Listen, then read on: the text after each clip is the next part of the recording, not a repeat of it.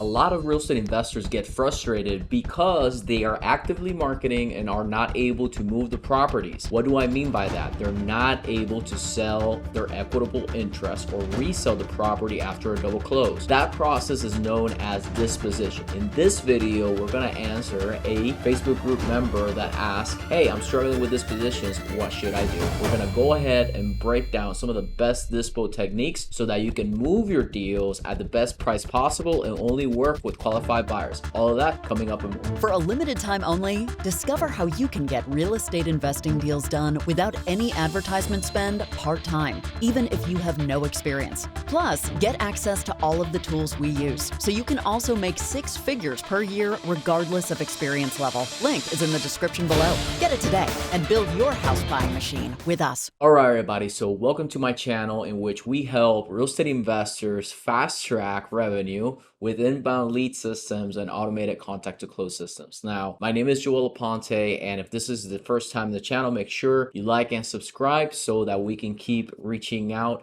and helping other people. Now, dispositions is known in the industry as disposing of the equitable interest or disposing of the property after closing it on selling it, right? And wholesalers, most often when they're starting out, they are yet to build their buyers list or cash buyers list. So what makes a qualified cash buyer? A qualified cash buyer is somebody that can provide proof of funds, right?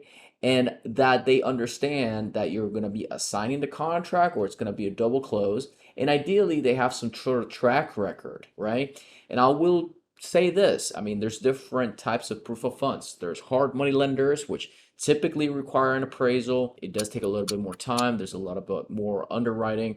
If they're true cash, and if it's their own cash, then they can essentially close as long as title is clear, right? And then there's also people that use private lenders, which essentially have cash in their IRA accounts and stuff like that. Ideally, you want to only deal with qualified cash buyers that can actually close.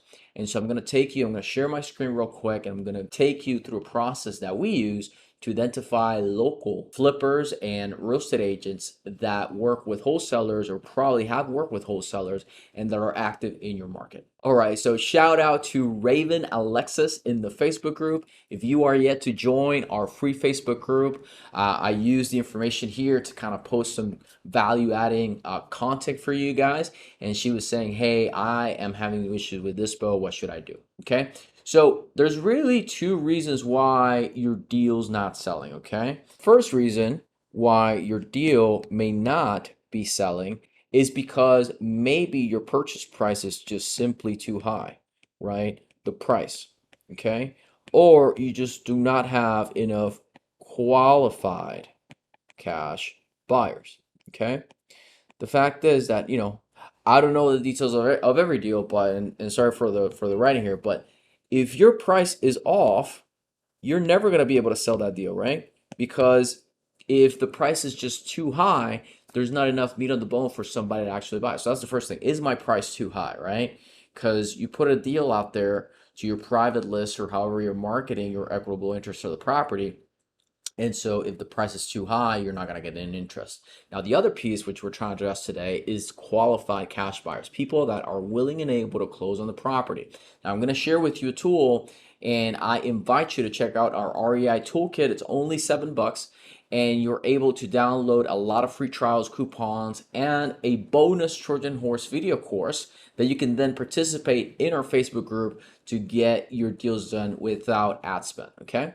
So here I'm in Automate REI, and let's say that you are working in Tarrant County. Let's say that, for example, you're working on Tarrant County, Texas, right?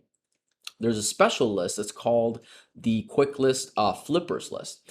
And in this flippers list, this is people that have bought a property and have listed it within 24 months, right? And so with that said, these are properties that are owned by typically an LLC, and they have the agent phone number somewhere around here. Let me see where that's at. MLS details. I mean, you can look up the MLS number right here, and there it is. And then there's the agent office phone number, and then there's the agent's primary phone number. So you can reach out to them and say, hey, I've got a deal in this area. Your client from the listing at Kirkwood Drive, Grand Prairie, Texas, may be interested. Are they looking for any newer rehabs? This does two things, right? You build a relationship with the agent, right? They already have a relationship with, in this case, Windsor Homes Cumberland LLC. And at the same time, some of these agents know investors that are yet to close on their first deal. So they're in the trenches networking with investors so they can list the property. So I invite you to look at this list. You can get a 7-day free trial with our coupon code and our link. I'll put it in the description. And that way you can know exactly who is flipping properties in the county that you're in. Okay.